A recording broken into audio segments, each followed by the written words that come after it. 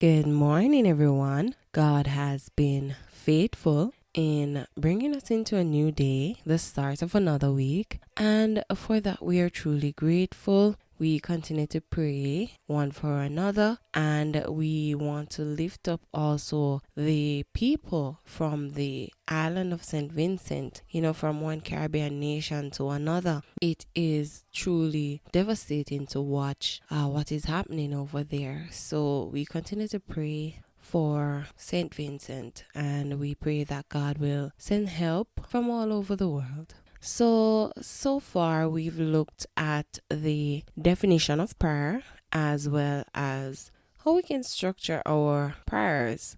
This week we want to look at our posture when attempting to pray. I know when we talk about posture, the first thing that comes to mind is the position of the body, whether we are standing or sitting. But one of the many definitions for posture is to have a particular approach or attitude towards something. So the question this morning is, how should we approach prayer? What kind of attitude should we have before God when we attempt to pray? Looking back at St. Matthew chapter 6 verses 5 to 8, Jesus said, "And when thou prayest, thou shalt not be as the hypocrites are, for they love to pray standing in the synagogues and in the corner of the streets, that they may be seen of men. Verily I say unto you, they have their reward," and their reward here is the praise of men. They pray that men will take notice of them.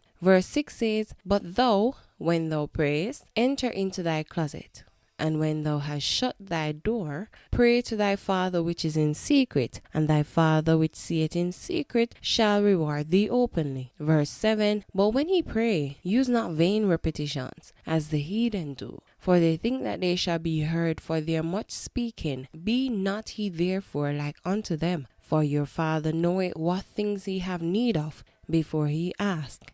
In these verses, Jesus is saying that we should not pray to be seen by men, to receive praise of men, because in truth and in fact, we are not praying to them, but to God, which is in heaven. He said that we should shut in our closets, our secret places, and that we should avoid vain, useless repetitions, because this does not guarantee that our prayers will be heard by God. What God desires is for us to pour out our hearts before Him. Psalm 62 verse 8. Which brings us to the posture of our hearts when we attempt to pray. Jeremiah 17 verse 10 says, "I, the Lord, search and examine the mind.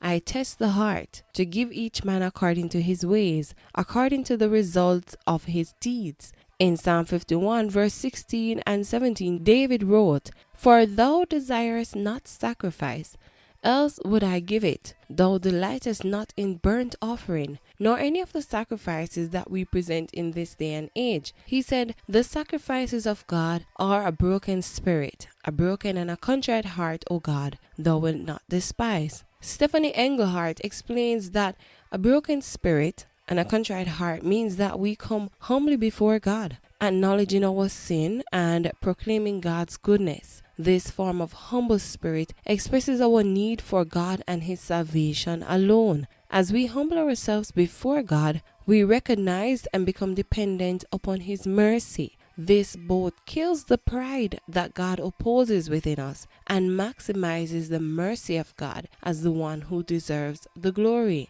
This tells us that when we come before God in prayer, we should be humble and sincere. We should be truthful and genuine in His presence. We should not try to hide anything from God.